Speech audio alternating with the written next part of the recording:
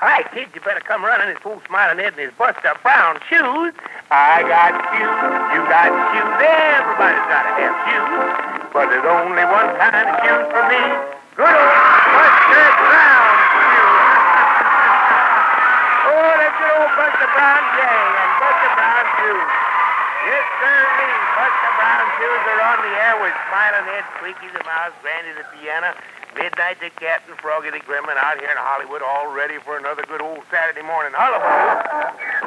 Wait a minute, what's that? What in the world's that donkey doing in here? It's a honky little donkey. Oh, my goodness, we're a happy-go-lucky pair, jogging along. And we always are free from care. We both find life as a song. Just a little bit pokey, but friendly and folksy, my honky little donkey and me. Well, we don't mind the weather. As long as we're together, we're as happy as we can be. He looks like he's napping, but his ears are a-flapping as we travel along the trail. And does the rhythm of each tune that I give him with his feet and the end of his tail. All day long he picks them up and lays them down so neat. We don't have to hurry and we don't have to worry as long as the sun sets we beat. With his pitter-patter, not a thing's gonna matter. My pokey little, honky little donkey and me. Oh yes, he's a little bit pokey, but he's friendly and folksy, a honky little donkey and me. Well, we don't mind the weather, as long as we're together, we're as happy as we can be. Well, he looks like he's napping, but his ears are a-flapping as we travel along the trail. Well, he handles the rhythm of his tune that I give him with the feet and the end of his tail. All day long, he picks them up and lays them down so neat. Well, we don't have to hurry and we don't have to worry as long as the sun sets we beat. With his pitter-patter, not a thing's gonna matter. My honky little, mopey little donkey and me. That's me.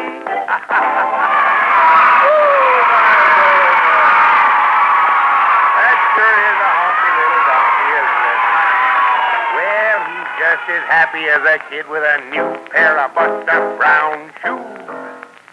And now, kids, let's be serious for just a moment. You know, today is November the 1st, and it's the first day in the new drive to get boys and girls of school age to join the Junior Red Cross.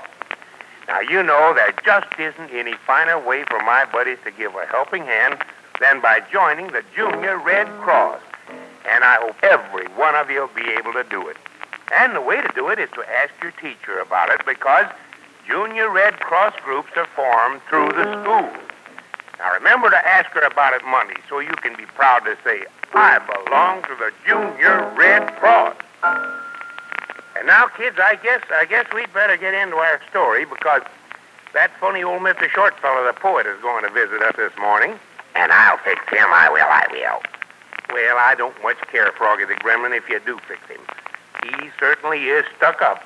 So let's get into our story now.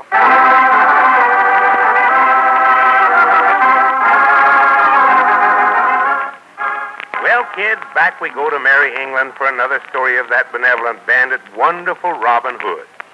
History tells us that Robin Hood was a robber, but we know he really only took back the gold that was stolen from the poor people in the first place. Of course, it was necessary for Robin to keep some of the gold for himself and his merry men. He and his band devised many a way to get it, too, which is why he and Little John, one sunny day, strolled down the dusty road toward Nottingham town in high spirits. Aye, good Robin, 'tis a fair day to go forth to adventure. And while you've not told me the purpose of this visit to town, there's always the chance that we will meet there the Sheriff of Nottingham and have opportunity to tweak his nose. How now, John, that you should wish to bring injury to the good sheriff's nose? Have we not caused him enough pain in the past that we can visit his town today and bring no trouble? Methinks, Robin, your courage has fled with good eating and soft living. You really mean we should go to Nottingham and not spoil the sheriff's day? My lad, we will despoil the sheriff but in another manner I wot. Oh, and what could be curling around the tricky brain of yours?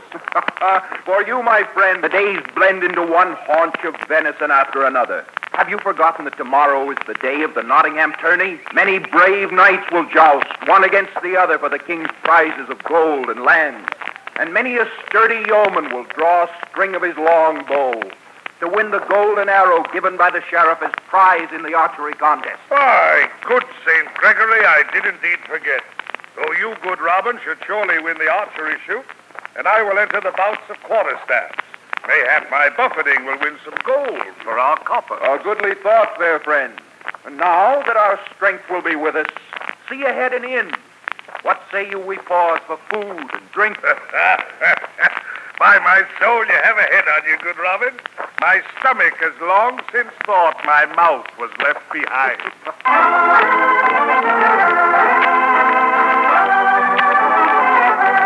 And so the two stout fellas in high good humor entered the tavern and were soon enjoying a side of mutton and a tankard of brown ale after the fashion of the day. But their feasting was disturbed by two other visitors to the inn, a young man, hardly more than a boy, and a young woman who resembled the lad greatly. Miss John, how now that your food cools on the plate and your tankard is not empty? What has taken your appetite away? Have you noticed the young couple at the table beyond? A fair lad and good and as comely and sweet a damsel as these old eyes have ever seen. Aye, Mary. Our England is full of fair lads and lasses. What differs in these? Nothing, save they are in trouble. That's easy to see. Miss Robin, listen. Gregory, you must give up this foolish plan. Courage you have in plenty, but your skill is not yet great enough to meet him. Nevertheless, meet him I shall, and one of us will lie dead on the field. There is no other way. The joust, perhaps. Do we need to recover these lands? Is there not some way in which we can live without them? No. The lands are rightfully ours, though our father forfeited them. Now that he is dead, there is no way for us to recover them, except that I win them in the lists at the tournament. Gilbert of Middlebury means to have the land. Gregory, you can never hope to defeat him. Most engaging conversation, eh, Robin? But meaningless to me. Now. Why the somber face, good Robin? Gregory of Clivedale. This, then, would be his son, and the girl, no doubt, his daughter. Eh, good Robin? You know them, then? I know them not, though once their father gave me sanctuary in their castle for a fortnight. I swore then to repay him when I could. These young folks go to the tourney. Mark them well. Watch them closely. I may yet repay my debt to their father.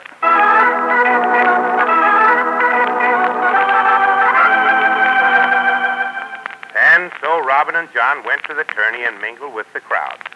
So many people were there they weren't recognized, and thus could move freely about the grounds. And so Robin strolled about the field where the knights would joust, pausing at the tent of this one and that, hoping to find the tent of young Gregory of Clivedale. One great black tent stood by itself. Before the tent, as was the custom, hung the knight's great shield, and on it was blazoned for all to see the crest of Gilbert of Middlebury. Gilbert the Blackguard. Gilbert the Black Knight, he was called, famous for his skill and his cruelty. And as Robin Hood paused before the tent, he heard Gilbert and his squire talking inside. You have seen him, Stoddard, you say? Aye, my Lord Gilbert. Is the small tent at the far end of the list. I'm sure it's Gregory, for his shield hangs before his tent as does yours, and it carries the coat of arms of Clivedale. And the girl Miriam, his sister, she is with him? She is with him, my lord. Then the fool really means to fight for his lands in the tournament. There's no other way for him to regain them, my lord. For as you already know, they are the prize to the knight who wins the jousting. I know well enough that I mean to win them for myself. For once I own Clivedale, mine will be the greatest estate in all England. Then the knights will rally round my banner when I wish them to. And who knows, Stoddard, how great Gilbert of Middlebury can become? Aye, my lord, you will become great. But it does seem a pity the stripling must face such a great champion as you. He is the fool, Stoddard. My lance has willingly tasted the blood of one as another. Come now, my new armor has come. Let's try it on.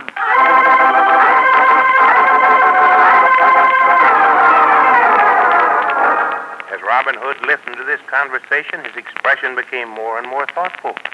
He glanced down to the end of the field and noticed the little tent of Gregory of Clivedale. Then quickly he went in search of Little John. Meanwhile, Gregory and Miriam in their little tent strove to prepare Gregory for the jousting.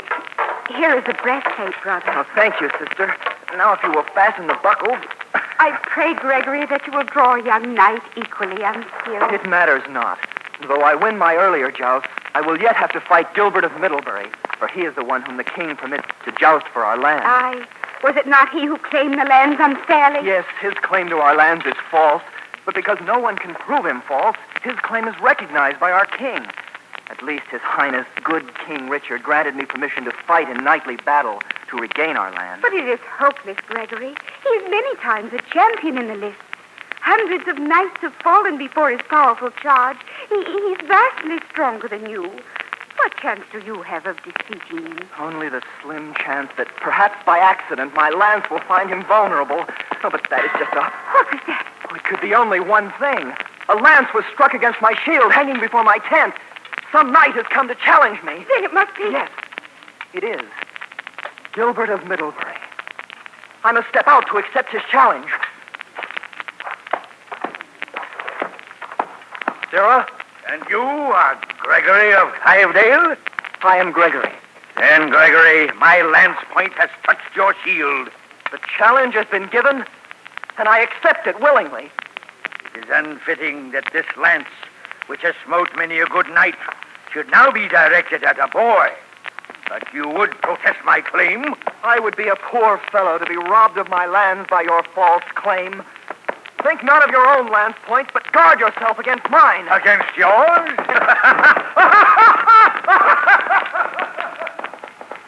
I heard Gregory. Come back into the tent and do not feel badly. I do not feel badly at his insults, Miriam. It is just that my chances of victory are small, and my chances of defeat are great. Perhaps, my Lord Gregory, the aid of two competent squires would not be amiss. Gregory, And who are you, sir? I am called by some one name, and others have a different name for me. It's unimportant. Suffice it to say that I have no love of Gilbert of Middlebury, and to your dead father I owe a debt. My companion and I are well versed in the needs of a knight in the jousts. We therefore come to squire you and aid you in any way we can. Then, good gentlemen, come in and welcome. Come, John. And now your armor, my lord. I see it stands there, but hold. You wear armor. Aye, yon armor was my father's. I brought it only to give me courage.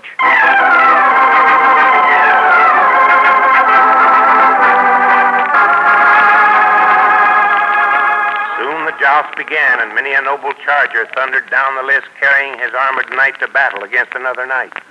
Throughout the day, the air rang with the clash of steel on steel.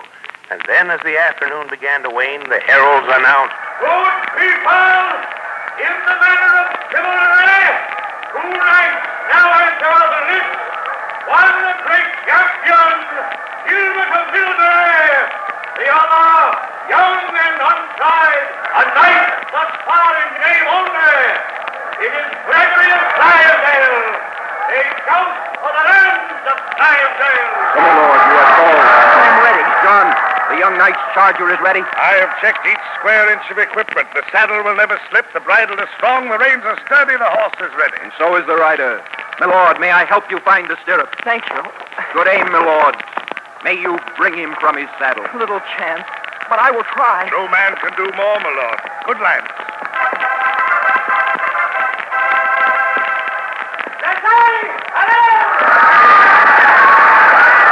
May fortune favor the lad, but I fear he's no chance, John. The lad has spirit, Robin. His charge is true and fast. Yes, John, they'll hit fairly. By St. Dustin, I hate to look.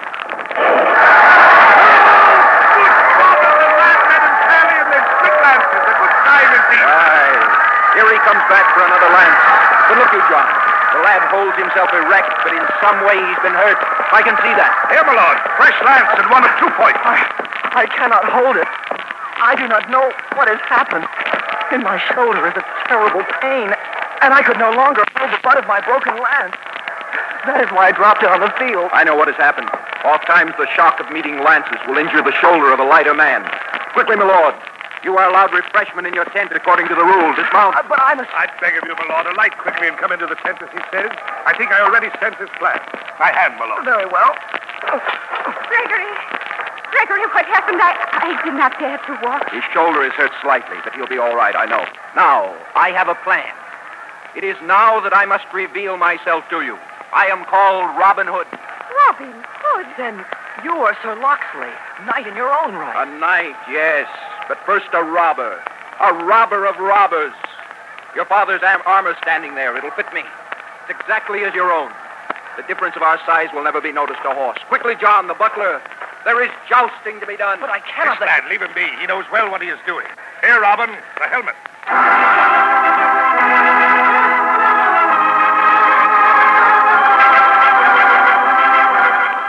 Quickly slipping on the armor of the lad's father, Robin Hood seized the fresh lance, hurried from the tent, and vaulted into the saddle of the waiting charger. Gregory, staying inside the tent so he would not be seen, nevertheless watched through the opening with great interest.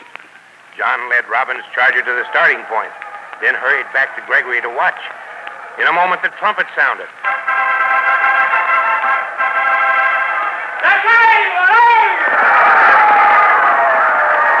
Look you, John.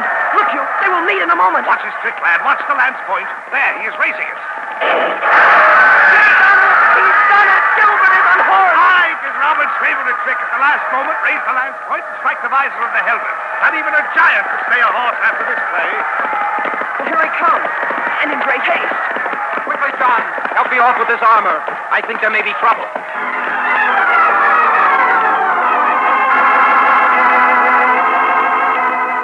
And Robin Hood was right. Hardly had he leaped from his horse and thrown off his borrowed armor when Gilbert of Middlebury rode up to Gregory's tent. Of course, young Gregory went to speak to him, just as though he himself had defeated the Black Knight. Gilbert dismounted and strode up to the boy. What manner of trick did you use on me? By my troth, no youth can do this to me and live. Why are you sure I used a trick? It was just that you lost to a better knight. Ah, well, you've gained back your lands, but I'll see that you don't live to enjoy them. Advance one step further, my lord, and find my arrow through your heart. Who is this? This? Why, this is Robin Hood. Robin Hood. Aye, and a fairer target for my bow I have never seen than your lordship. Now then, back to your tent, Black Knight. And when next you try to gain a neighbor's lands through trickery, remember there is always one with a better trick.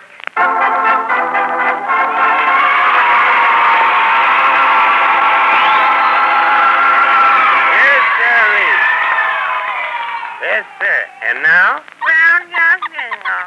Oh, that's right. We are going to have some more brown jug jingles today, Midnight and Squeaky. But our buddy sent them to us, and as soon as our announcer man comes in, we'll sing them. Squeaky can play them on his magic music box. But first, our announcer man, and here he is.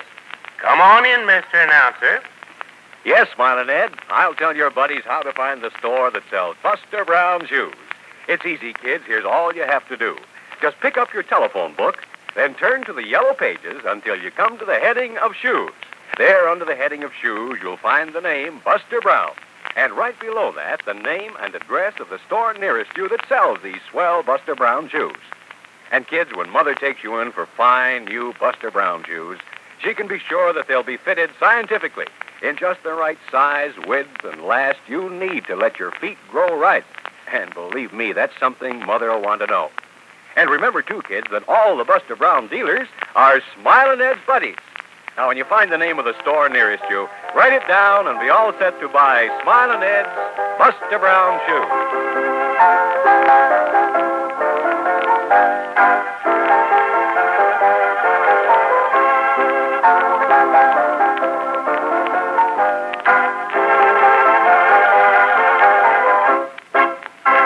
You can just bet all of Smilin' Ed's buddies will know where to get Buster Brown shoes. And now it's Brown Jug Jingle time. Do we have a lot of Brown Jug Jingles today from our buddies? Oh, yes. Oh, Squeaky, you say you pull the first Brown Jug Jingle out of the hat. Well, go ahead and hand me one there. Oh, my, I bet this will be a dandy. This Brown Jug Jingle is from Martin Dorady, 10 years old, from Portland, Maine. Okay, Squeaky, wind your music box. Whitey, that's about enough for Brown Jug Jingles. Midnight? Yeah. Press the button. Where? Now we'll sing. I'll sing it. Can I sing the last line? Can I? Oh, yeah, you can. Go ahead. Now, here's the first one. I have a little old cross-eyed cat. She can't see to catch a rat. And when she cries, it's true by heck. The tears run down the back of her neck. Whoa, that was pretty good, Martin. That's a dandy. And now pull another jingle out of the hat, Squeaky. Now, let's see. This one's from Thelma Wright of Little Rock, Arkansas. Thelma's 10 years old. Here we go. I know a boy who is no dope. He chews gum that's mixed with soap. This gum and soap prove he's not dumb. He likes to chew soap bubble gum. Oh, soap bubble gum. Oh, that's wonderful, Thelma. Now, I wonder who the third one will be from. Pull it out, Squeaky. Oh, my, this is from Geraldine Atkins of Greenfield, Ohio. Jerry is 6 years old. Here it is. Oh, you should see my brother Bert. He spills his breakfast on his shirt. I guess his eyesight must be dim. And when he eats eggs, the yolk's on him. Oh, yes, Brandy the piano. That is funny. And now for the last one. This one is from two boys. Two boys, twins. Yeah, Bob and Bill Capron of Akron, Ohio. Here it is. Red Rider, he rode in the sun. He took his shirt off just for fun. He got sunburned, oh gosh, oh gee. Now Red is redder than he used to be. That's nice. Oh, you bet, Midnight. All those Buster Brown jingles are nice. And I want to thank Martin, Thelma, Geraldine, and Bob and Bill for sending them in to us. Uh-oh, there goes the music box. There goes, cut flunk. And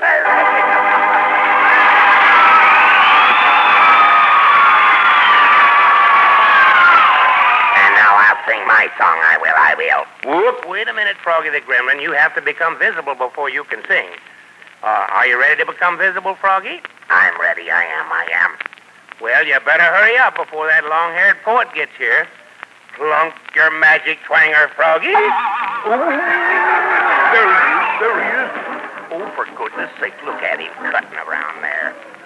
Well, for goodness sake. Well, now get over to the microphone. Go ahead and sing, Froggy. Okay. Oh, my goodness, it's that crazy poet. Greetings and salutations, everyone. It is I, Algernon Archibald Percival Shortfellow, the poet. He's crazy, he is. Yes, I'm crazy, I am. No, of course not. I came here to recite poems. Quiet, you little imp. Would you like to hear my poem about a little lamb? No. Then I shall recite it for you. Mary had a little lamb. Its tail wagged like the dickens. She kept it in the chicken house. So its tail could spank the chicken. So its tail could spank the... No!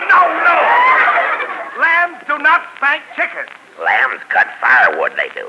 Oh, well, that's different. Lambs cut firewood, all right, but they don't spank... No, they don't cut firewood! Where did you ever see a lamb cut firewood? In a meat market, I did. I don't believe you. I did, too. I did. I saw a lamb chop, I did. You saw a lamb chopper? That's silly. I saw a matchbox, too, I did. A matchbox? Ridiculous. And I saw a horse fly, too, I did. Oh, quiet, you little imp. I came here to recite my poem. Now, I shall now recite the second verse. He gets verse and verse, he does. Yes, I get verse and verse. No, I do not. Now, you be quiet, you gravel throat. Second stanza, children. I once knew a weasel named Cecil, and poor little Cecil got measles. So to cure him one night, Cecil ate dynamite. And right away, Pop went the weasel. Yes, Pop went the weasel. No! The weasel went Pop. The weasel did not go Pop. I said nothing about Pop. Who cares anything about Pop? Mama loves Pop, she does. Oh, Pop, such grammar. No, Grandma loves Grandpa, she does. Now you brought the whole family in. Now you stop interrupting me. You and your lamb chops. In a meat market it was. Why were you in a meat market anyway? Because it was Halloween. Now I've got you. What does a meat market have to do with Halloween? I just went in to buy some Halloweenies. I did. Halloween? Why, that's nonsense. No, it's baloney, it isn't. Yes. Yes, it's baloney. No. It is not baloney. Oh, quiet.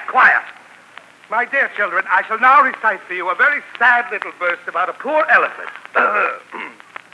An elephant lay in the rain, asleep with a very bad pain.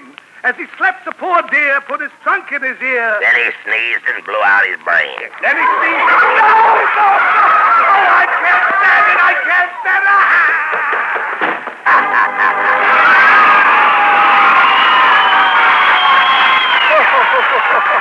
Oh, my goodness, I guess that'll teach that old poet not to come in here and interrupt us like that. And now, Froggy, it's time for you to sing your song. What kind of a song is it? It's just like that poet, isn't it?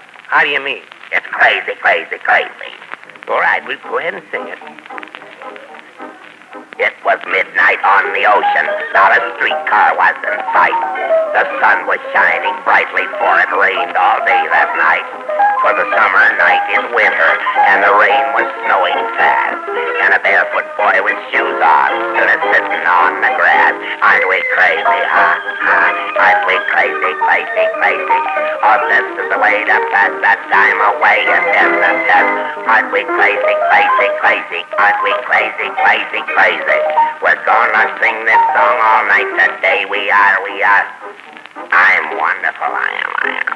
Oh, you're a mess. Go ahead.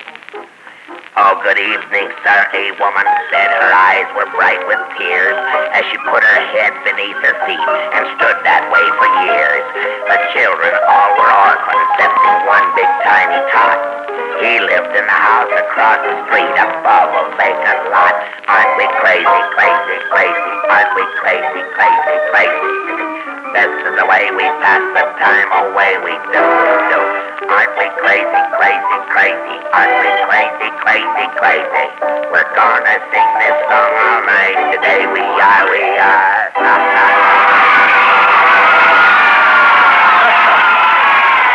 Oh, my goodness, that little old gremlin sure is a mess. And now, kids, before I tell you what we're going to do next Saturday, let old Smilin remind you, when you need new shoes, you just be sure they're Buster Brown shoes. The kind with a picture of the boy and his dog right inside the shoe. By gravy, my buddy's got to have Buster Brown shoes. There's nothing like them for grown-up style. And say, Buster Brown shoes really fit and wear like a million. So be sure you know the name of your Buster Brown store when it's new Buster Brown time at your house. And remember, they aren't genuine Buster Brown shoes unless they have that picture of the boy and his dog. No picture, no sale.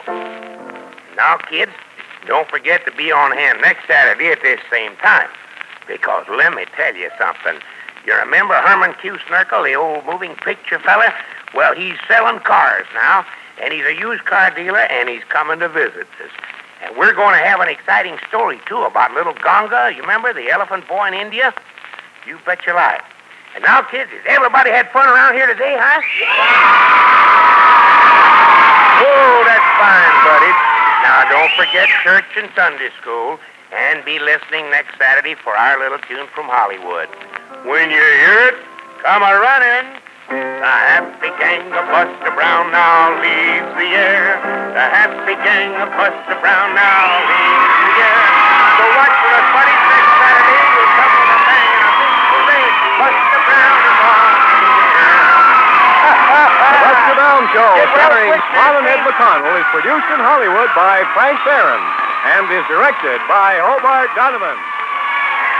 This is NBC, the National Broadcasting Company.